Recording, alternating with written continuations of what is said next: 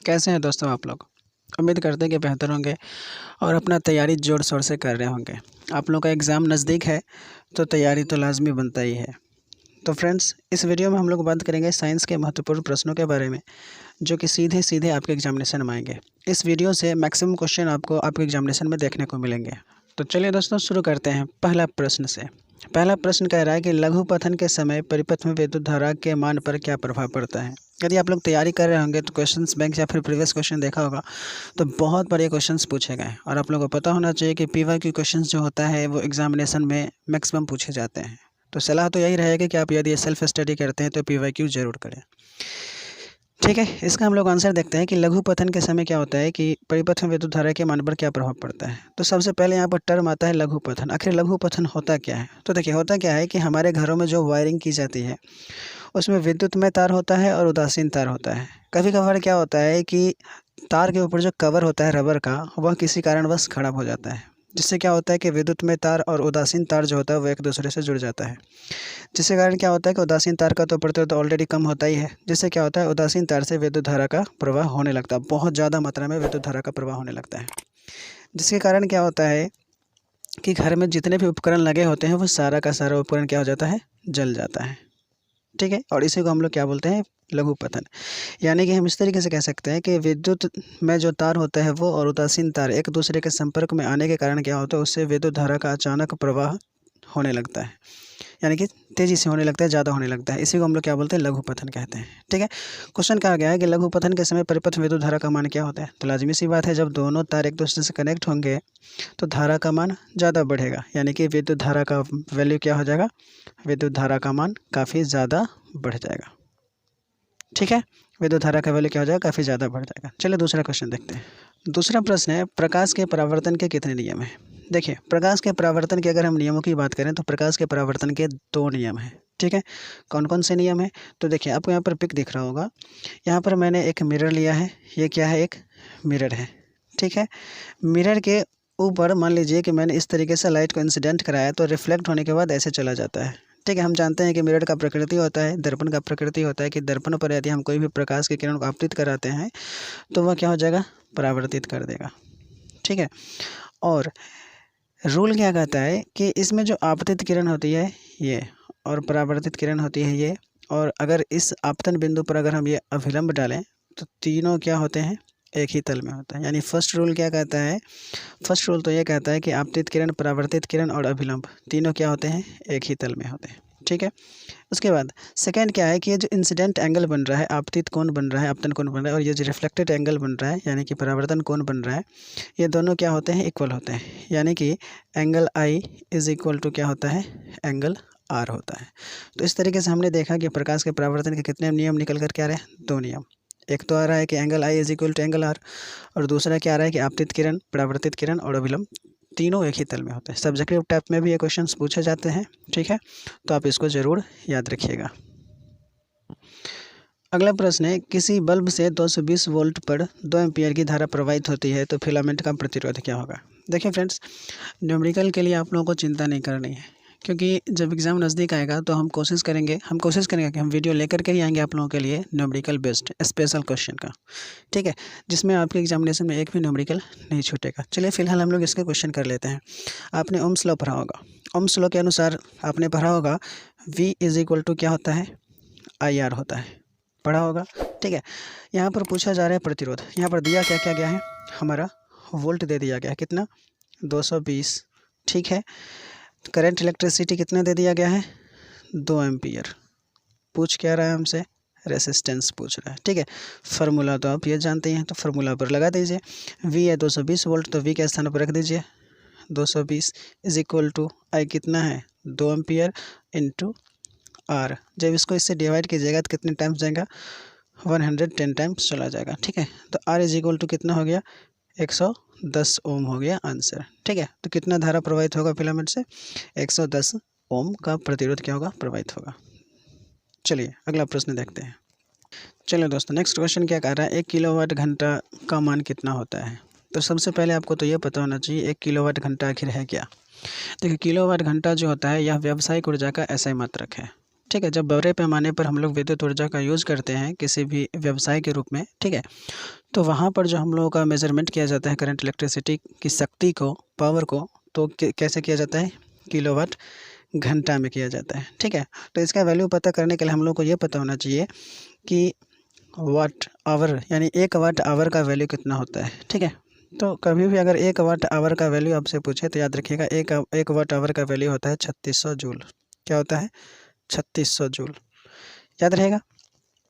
चलिए, अब यहाँ पर 1 किलो वाट आवर कह रहा है तो किलो का वैल्यू क्या होता है? 1000 होता है। जब किलो अगर ऐड कर देगा इसमें तो आप भी किलो ऐड कर दीजिए। 1 किलो वाट यदि पूछ रहा है तो कितना हो गया? 3600 जूल, और किलो का वैल्यू होता है 1000, मल्टीप्लाई कर दीजिए 1000 से। जब मल्टीप्लाई कीजिएगा तो कितना होगा? 36 और 2 शून्य यहाँ और 3 शून्य यहाँ की, यानी कि 36 पर 5 शून्य, ठीक है। तो इसका वैल्यू कितना हो जाएगा? 36 गुने 10 पर पावर 5, यही होगा 36 गुने 10 पर पावर 5। तो 1 किलो वाट आवर का वैल्यू कितना होता है? 36 गुने 10 पर पावर 5 होता है, ठीक है दोस्तों। चलिए इसको हम रफ करते हैं। क्या निकल कर आया था? 1 किलो वाट आवर का वैल्यू आया था 36 गुने 10 पर पावर 5 जूल, ठीक है। अब एग्ज़ाम में एक चीज़ और कर दिया जाता है। क्या कर दिया जाता है कि जो 36 गुने 10 पर पावर 5 जूल है, इसको कुछ इस टर्म में लिखा जाता है। 36 गुने 10 पर 5, अगर हम इसको 10 से गुना कर दें और 10 से भाग कर दें तो कोई दिक्कत होगा क्या? नहीं होना चाहिए, क्योंकि हम जानते हैं 10 कट के 1 हो जाएगा। 1 हो जाएगा मतलब 1 से अगर किसी चीज़ को गुना करते हैं तो उसके वैल्यू में कोई चेंजिंग नहीं आती है, ठीक है। तो इसका वैल्यू कितना हो जाएगा? देखिए, ये यहाँ पर 10 पर पावर 5 और 10 पर पावर यहाँ पर कुछ नहीं है तो 1 है। हम जानते हैं कि अगर आधार बराबर होता है तो पावर क्या होता है? जुट जाता है। और यहाँ 36 के नीचे यानी कि टोटल के नीचे यहाँ पर हमने 10 से क्या डिवाइड करा है, तो ये कितना हो जाएगा? 3.6 हो जाएगा। कितना हो जाएगा? 3.6 into 10 to the power 5 plus ये 1 कितना हो जाएगा? 6 हो जाएगा। तो याद रखिएगा, दोनों में से कोई भी आपसे पूछ सकता है। तो 1 किलो वाट आवर का वैल्यू आप ये याद रखिए और ये याद रखिए, दोनों याद रखिए। हो सकता है आपसे ऐसे पूछ ले, ऑप्शन में दे दे कि 36 गुने 10 पर पावर 5, तो उस समय भी कन्फ्यूज़न होगा। तो दोनों याद रखिएगा। 1 किलो वाट आवर का वैल्यू कितना होता है? 36 गुने 10 पर पावर 5, 3.6 गुने 10 पर पावर 6 देगा। उम्मीद करते हैं कि आप लोगों को समझ में आ गया होगा। चलिए अगला प्रश्न देखते हैं। नेक्स्ट क्वेश्चन कह रहा है विभवांतर का ऐसे मात्रक क्या होता है, ठीक है। तो देखिए, विभव का पूछे, ठीक है, किसका? या आपसे विभव का पूछ ले या फिर आपसे विभवांतर का पूछ ले, दोनों का ऐसा यूनिट क्या हो जाएगा? वोल्ट हो जाएगा। क्या हो जाएगा? वोल्ट। और वोल्ट को हम लोग किससे इंडिकेट करते हैं? वी से इंडिकेट करते हैं, ठीक। इसी में और भी क्वेश्चन का ऐसा ही मात्रक पूछा जाता है, जैसे करंट इलेक्ट्रिसिटी का पूछ ले, ठीक है। करंट इलेक्ट्रिसिटी यानी विद्युत धारा का, तो याद रखिएगा विद्युत धारा का ऐसा मात्रक एम्पियर होता है। विभव का पूछ ले या विभवांतर का पूछ ले, क्या जाएगा? वोल्ट जाएगा आंसर, ठीक है। प्रतिरोध का पूछ ले, क्या जाएगा? ओम जाएगा आंसर, ठीक है। फिर पूछ ले व्यावसायिक ऊर्जा का ऐसा ही मात्रक क्या होता है, तो अभी जस्ट मैंने बताया क्या होता है? किलोवाट आवर होता है। तो इस तरीके के जितने भी ऐसा यूनिट होते हैं वो सारे ऐसा यूनिट आप लोग याद कर लीजिएगा। चलिए अगला प्रश्न कह रहा है sodium carbonate, sodium bicarbonate, gypsum, plaster of Paris और व्यंजक चूर्ण का और नमक का अनुसूत्र लिखें, ठीक है। सोडियम कार्बोनेट का क्या होता है? Na2CO3 होता है, ठीक है। सोडियम बाइकार्बोनेट का क्या होगा? बस इसमें क्या कर देना है? NaH2 को हटा के H ऐड कर देनी है, ठीक है, और CO3 कर देनी है, NaHCO3। जिप्सम का पूछ रहा है तो जिप्सम का क्या होता है? कैल्शियम सल्फेट होता है, क्या हो जाएगा? CaSO4 हो जाएगा, ओके। उसके बाद प्लास्टर ऑफ पेरिस क्या होता है? तो देखिए, जिप्सम को गर्म करने के बाद ही प्लास्टर ऑफ पेरिस प्राप्त होता है, तो CaSO4 इंटू 2H2O होता है इसका वैल्यू, ठीक है, 2H2O। और जब इसको गर्म करेंगे तो इसमें क्या होगा? पानी गायब हो जाएगा, तो क्या निकल कर क्या आ जाएगा? CaSO4 इंटू हाफ H2O, क्या हो जाएगा? हाफ H2O, ठीक है, याद रहेगा। चलिए उसके बाद आपसे पूछेगा विरंजक चूर्ण, तो याद रखिए विरंजक चूर्ण का होता है कैल्शियम ऑक्सीक्लोराइड, तो CaOCl2, ठीक है, यह हो गया विरंजक चूर्ण का। और नमक का तो आप लोगों को पता ही है, सोडियम क्लोराइड यानी कि NaCl। तो ये केमिकल फार्मूला मैंने यहाँ पर जितना भी रासायनिक नाम लिखा है इस सब का केमिकल फार्मूला आपको याद होना चाहिए। मैं यहाँ पर एक चार्ट बना देता हूँ, आप इसका स्क्रीनशॉट ले लीजिएगा। अगला प्रश्न है कि इसमें अलैंगिक जनन मुकुलन द्वारा होता है, देखिए, रिप्रोडक्शन की बात करें तो रिप्रोडक्शन वह मेथड है जिसके द्वारा क्या किया जाता है, कोई भी जीव अपने जैसे संतति को उत्पन्न करता है। ठीक है, रिप्रोडक्शन की दो विधियाँ होती हैं। रिप्रोडक्शन के कितने टाइप्स हैं? दो टाइप्स हैं। ठीक है, एक तो हो जाता है आपका सेक्सुअल और एक हो जाता है असेक्सुअल। सेक्सुअल मतलब क्या हो जाएगा, लैंगिक प्रजनन, जिसमें दो जीव की भागीदारी आवश्यक होती है, यानी कि नर और मादा प्रजनन अंग इसमें भाग लेते हैं। ठीक है, और असेक्सुअल रिप्रोडक्शन में क्या होता है, एक ही जीव खंडित होकर के नए जीव उत्पन्न करते हैं, यानी नए संतति को उत्पन्न करते हैं। तो अलैंगिक प्रजनन में एक टाइप होता है मुकुलन। ठीक है, कौन सा? मुकुलन। इंग्लिश में बडिंग बोलते हैं उसको, यानी शरीर से बड का विकास होता है, मुकुल का विकास होता है, और जब स्वतंत्र जीवन यापन करने लायक हो जाता है तो वह क्या करता है, जनक के शरीर को छोड़ करके स्वतंत्र जीवन यापन करता है। तो इसमें पूछा जा रहा है किस किस में होता है। ठीक है, तो आप एक याद रखेंगे हाइड्रा और एक याद रखेंगे यीस्ट। आपको यहाँ पर पिक दिख रहा होगा, ये हो गया आपका हाइड्रा। ठीक है, और ये जो हो गया आपका क्या हो गया, यीस्ट हो गया। ठीक है, याद रखेंगे एक हाइड्रा और एक यीस्ट। इन दोनों में क्या होता है, मुकुलन के द्वारा प्रजनन होता है। आप देख रहे होंगे ये हाइड्रा का जो शरीर है, यहाँ पर इससे मुकुल निकल रहा है। ठीक है, ये मुकुल है जो धीरे धीरे विकसित करेगा, और जब यह स्वतंत्र जीवन यापन करने लायक हो जाएगा तो ये अपने जनक के शरीर को छोड़ देगा। ठीक है, यहाँ पर भी देखिए नंबर फर्स्ट में क्या है, एक यीस्ट का पिक है। ठीक है, जिससे क्या है, मुकुल निकल रहा है। यहाँ पर देखिएगा ये मुकुल निकला, फिर ये मुकुल धीरे धीरे क्या करेगा, विकसित होगा, और जब पूर्ण रूप में विकसित हो जाएगा तो फोर्थ स्टेज में जो जनक का शरीर है इसको छोड़ करके स्वतंत्र जीवन यापन करना चालू कर देगा। ठीक है, तो याद रखेंगे एक तो हो जाएगा आपका हाइड्रा जिसमें मुकुलन के द्वारा प्रजनन होता है। ठीक है, और एक हो जाएगा यीस्ट। ठीक है, जिसमें मुकुलन के द्वारा प्रजनन होता है। दोनों याद रखिएगा। अमीबा में किस प्रकार का प्रजनन होता है, अगर आपसे पूछ ले कि अमीबा में किस प्रकार का प्रजनन होता है, तो याद रखिएगा अमीबा में द्विखंडन की विधि पाई जाती है, यानी कि अलैंगिक प्रजनन की द्विखंडन विधि पाई जाती है अमीबा में। ठीक है, चलिए अगला प्रश्न देखते हैं। अगला प्रश्न कह रहा है कि पराग कोश में क्या पाया जाता है। ठीक है, तो सबसे पहले आपको पता होना चाहिए कि पराग कोश है क्या। आपने यदि प्लांट रिप्रोडक्शन पढ़ा होगा तो प्लांट रिप्रोडक्शन में जब सेक्सुअल रिप्रोडक्शन की प्रक्रिया होती है, यानी लैंगिक प्रजनन की प्रक्रिया होती है, तो आप लोगों को पता होना चाहिए कि पौधे का जो मुख्य प्रजनन अंग है वह क्या है, फूल है, यानी कि पुष्प। ठीक है, फूल में दो पार्ट होते हैं, एक तो होता है आपका जायांग। ठीक है, एक क्या होता है, जायांग होता है, और एक क्या होता है, पुमंग होता है। ठीक है, ये जो जायांग है यह फीमेल पार्ट होता है, और ये जो पुमंग है यह मेल पार्ट होता है। ठीक है, जायांग को स्त्री केसर भी बोलते हैं और पुमंग को पुंकेसर भी बोलते हैं। याद रखिएगा, जायांग को तीन भाग में डिवाइड किया गया है। जायांग का तीन भाग होता है। ठीक है, एक तो होता है स्टिग्मा। ठीक है, स्टिग्मा जिसको हम लोग वर्तिकाग्र कहते हैं, एक होता है स्टाइल जिसको वर्तिका कहते हैं, और एक होता है ओवरी। ठीक है, जिसको क्या बोलते हैं, अंडाशय बोलते हैं, यानी कि वर्तिकाग्र, वर्तिका और अंडाशय। ये हो गए फीमेल के तीन पार्ट, यानी कि जायांग का तीन पार्ट। याद रखिएगा, पार्ट भी एग्जामिनेशन में कभी पूछ लेता है।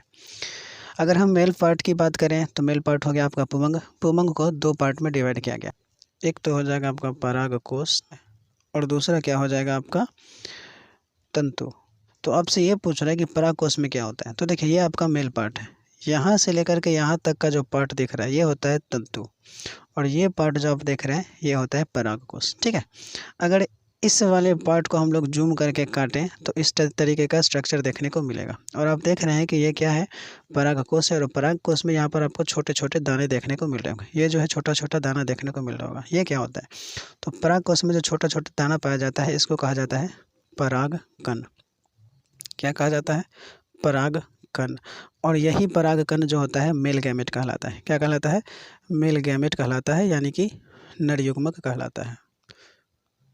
ठीक है, और फीमेल गैमेट किसे बोलेंगे, मेल गैमेट तो हो गया परागकण, और फीमेल गैमेट हो जाएगा ओवा, जिसको अंडाणु कहते हैं।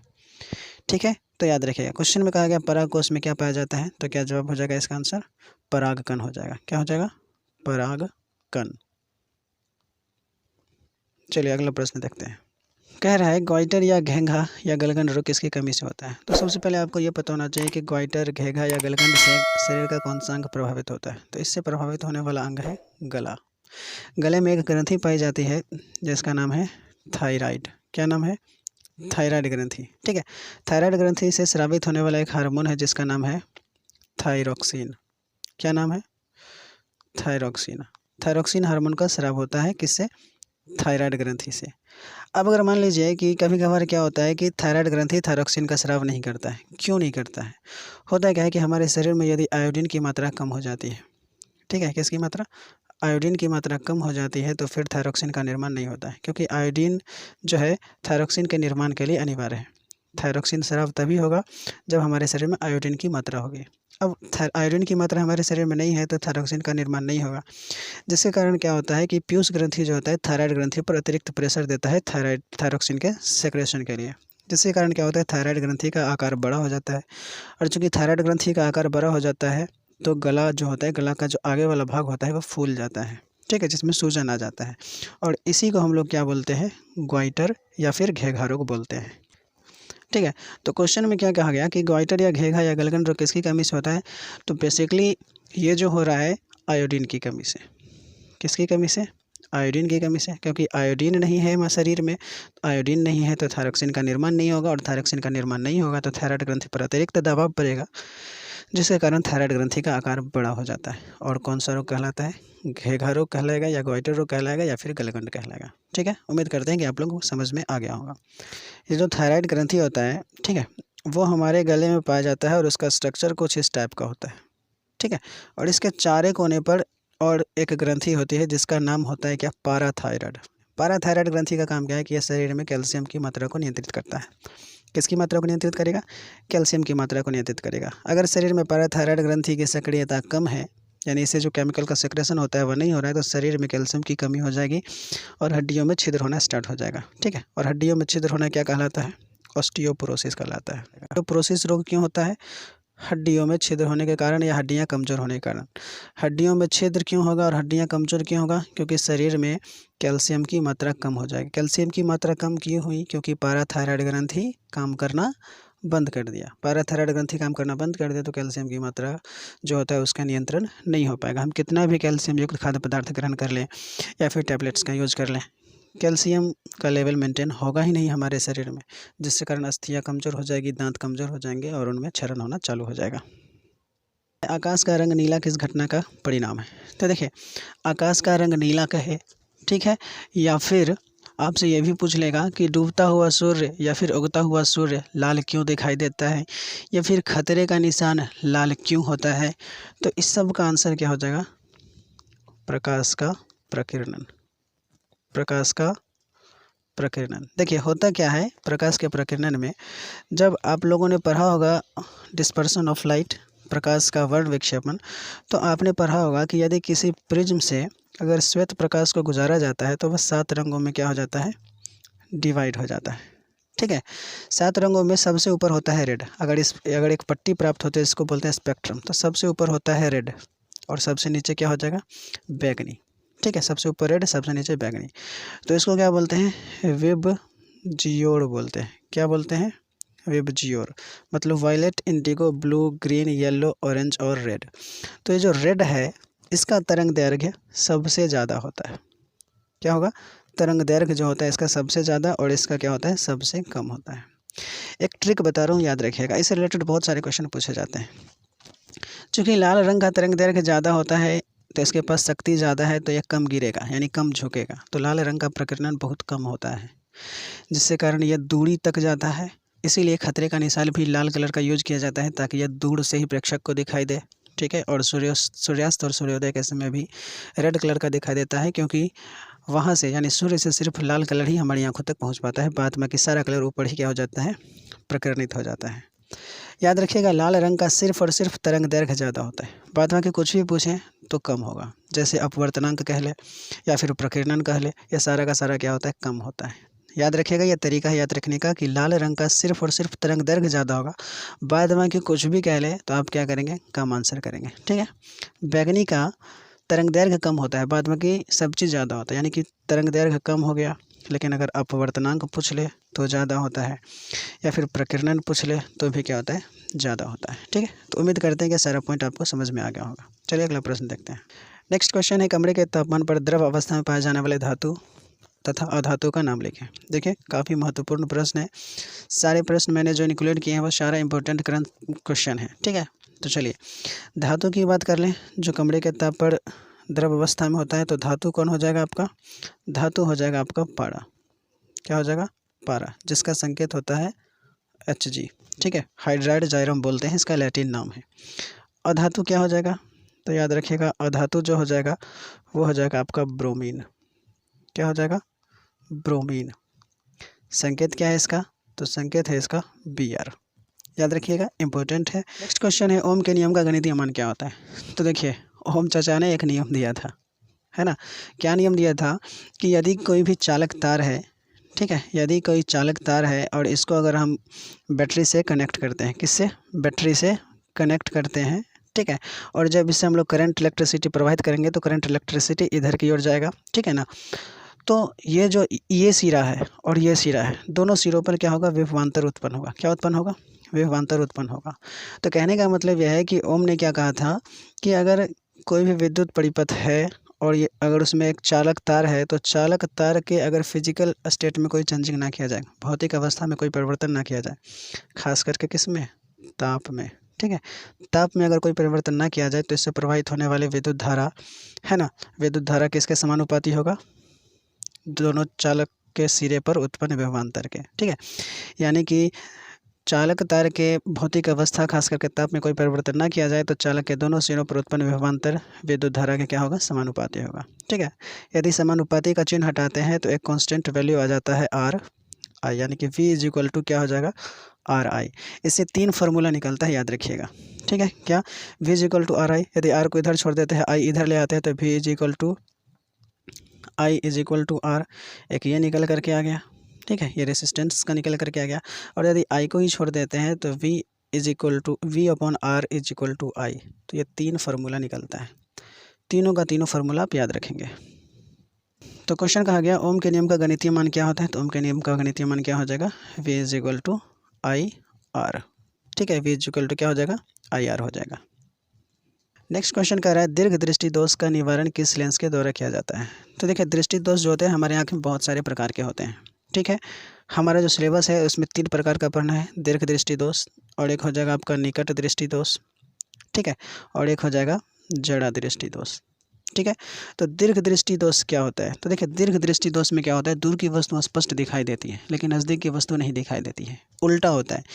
निकट दृष्टि दोष में क्या होगा, निकट की वस्तु अच्छे से दिखाई देगी, ठीक है, लेकिन दूर की वस्तु स्पष्ट नहीं दिखाई देती है। ऐसा क्यों होता है, अगर आप लोग जानना चाहते हैं तो कमेंट जरूर कीजिएगा, हम इस पर एक वीडियो बना देंगे। ठीक है, और एक होता है जरा दृष्टि दोष। जरा दृष्टि दोष में क्या होता है कि ना तो दूर की दिखाई देती है और ना ही नज़दीक की वस्तु दिखाई देती है। तो कहा क्या है कि यदि किसी व्यक्ति में दीर्घ दृष्टि दोष हो जाए, ठीक है, तो उसके निवारण के लिए किस प्रकार के लेंस का प्रयोग किया जाता है। तो देखिए दीर्घ यानी कि दूर दृष्टि दोष और एक हो गया निकट दृष्टि दोष, दोनों बता देते हैं। दूर में अगर आप दू वर्ड को पढ़ेंगे तो दू में ऊ आ रहा है, क्या आ रहा है, ऊ आ रहा है, दू में क्या आ रहा है, ऊ आ रहा है, तो ऊ से याद रखिएगा उत्तल लेंस। कौन सा लेंस, उत्तल लेंस। यानी कि दूर दृष्टि दोष के निवारण के लिए किस प्रकार के लेंस का प्रयोग किया जाता है, उत्तल। और लेंस तो 2 ही प्रकार के, उत्तल या अवतल। निकट दृष्टि दोष के लिए कौन सा, अवतल। कौन सा, अवतल।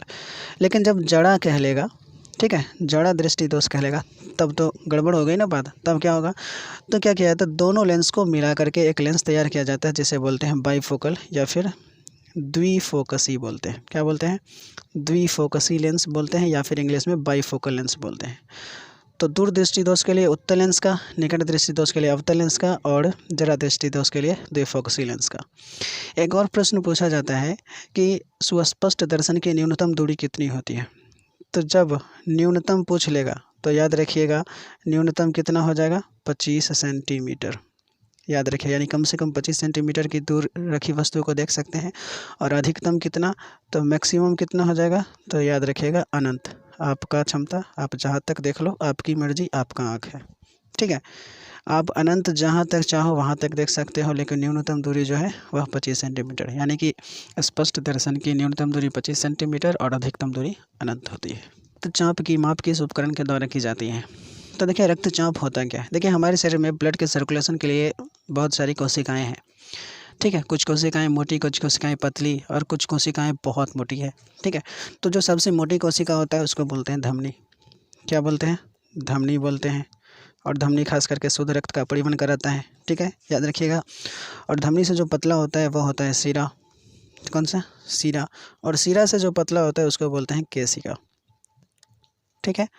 और तीनों से क्या होता है, ब्लड का सर्कुलेशन होता है, यानी कि ब्लड का सर्कुलेशन होता है, सॉरी सर्कुलेशन नहीं, सर्कुलेशन होता है हमारे पूरे बॉडी में, ठीक है। तो जब ब्लड का सर्कुलेशन होता है इन सभी तीनों के द्वारा, तो कभी कभार क्या होता है कि ब्लड के द्वारा, कभी कभार क्या वैसे रेगुलर होता है, लेकिन किसी परिस्थिति में ऐसी परिस्थिति आ जाती है जिसमें कुछ ज़्यादा होने लगता है, ठीक है। तो क्या होता है, ब्लड का जो होता है इन सभी पर प्रभाव पड़ता है, यानी दबाव पड़ता है। तो धमनी और इसकी जो शाखाएं होती हैं उन सभी पर क्या होता है, दबाव पड़ता है। और इसी दबाव को हम लोग क्या बोलते हैं, रक्त दबाव, यानी कि ब्लड प्रेशर बोलते हैं। क्या बोलते हैं, ब्लड प्रेशर, इसी को शॉर्ट फॉर्म में बीपी बोलते हैं, ठीक है। तो ये बीपी को किस यंत्र से मापा जाता है, तो याद रखिएगा बीपी मापने के लिए प्रयोग किया जाता है स्फिग्मोमैनोमीटर का। थोड़ा सा लंबा नाम है लेकिन याद रखना पड़ेगा, काफ़ी इंपॉर्टेंट है, बहुत पूछा जाता है। ब्लड प्रेशर मापने के लिए किसका प्रयोग किया जाता है, स्फिग्मोमैनोमीटर। अब अगर आपसे पूछ ले कि एक स्वस्थ व्यक्ति का जो ब्लड प्रेशर होता है वो कितना होता है, तो याद रखिएगा एक स्वस्थ व्यक्ति का ब्लड प्रेशर होता है 120/80 mmHg, ठीक है। ये 120 क्या है, तो याद रखिएगा 120 जो है ये हो गया आपका सिस्टोलिक प्रेशर, और 80 क्या हो गया, डायस्टोलिक प्रेशर, ठीक है। mm हो गया मिलीमीटर, और hg हो गया पारे का दाब, यानी 120/80 मिलीमीटर पर पारे का दाब, ठीक है। पूछेगा अगर 120 से अधिक हो गया या 80 से अधिक हो गया तो बोलेंगे बीपी हाई हो गया, यदि इससे कम हो गया तो क्या बोलेंगे, बीपी लो हो गया। तो दोनों इंपॉर्टेंट है। एक स्वस्थ व्यक्ति का बीपी कितना, 120/80 mmHg, और बीपी को मापा किससे जाता है, तो स्फिग्मोमैनोमीटर के द्वारा। आज का अंतिम प्रश्न हम लोग लिख लेते हैं, 15 प्रश्न ही इस वीडियो में हम लोग करेंगे। आप लोगों का रिस्पांस के हिसाब से फिर हम क्वेश्चन की क्वांटिटी को आगे बढ़ाएंगे। यदि आप लोगों का रिस्पांस अच्छा आता है तो अगले पार्ट में हम लोग क्वेश्चन के क्वांटिटी को बढ़ा दिया करेंगे, ठीक है। तो क्वेश्चन पूछ रहे हैं कि आनुवंशिकी का पिता किसे कहा जाता है, तो याद रखिएगा आनुवंशिकी का पिता कहा जाता है ग्रेगर जॉन मेंडल को। क्यों कहा जाता है आनुवंशिकी का पिता, क्योंकि जेनेटिक्स से संबंधित जो रूल है, यानी कि जेनेटिक्स के बारे में सबसे पहला जो प्रयोग किया था वो किन्होंने किया था, ग्रेगर जॉन मेंडल ने किया था।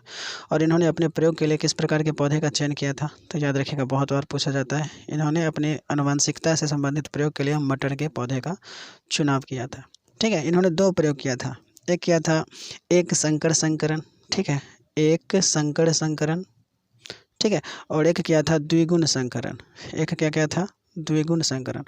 तो दोनों का रेशियो भी पूछा जाता है, एक संकर संकरण का F1 पीढ़ी का रेशियो, F2 पीढ़ी का रेशियो, और द्विगुण संकरण का F1 और F2 पीढ़ी का जीनोटाइप और फिनोटाइप रेशियो पूछता है, ठीक है। आप लोग कमेंट करके बताइएगा, आप लोग ये तैयारी कर रहे हैं तो आप लोगों को पता होना चाहिए, ठीक है। तो आप बताइएगा द्विगुण संकरण का जो फिनोटाइप रेशियो होता है वो क्या होता है, ठीक है। आप लोग हमें कमेंट करके बताइएगा इस वीडियो में। और वीडियो कैसा लगा हमें कमेंट करके ज़रूर बताइएगा, और इस तरीके का यदि वीडियो चाहिए तो भी कमेंट करके बताइएगा, ठीक है। और इस वीडियो को अपने फ्रेंड सर्कल में ज़्यादा से ज़्यादा लोगों तक शेयर कर दीजिएगा, ठीक है। तो मिलते हैं अगले वीडियो में इससे आगे पार्ट को लेकर के, ठीक है। तो वीडियो देखने के लिए आप लोगों का बहुत बहुत धन्यवाद।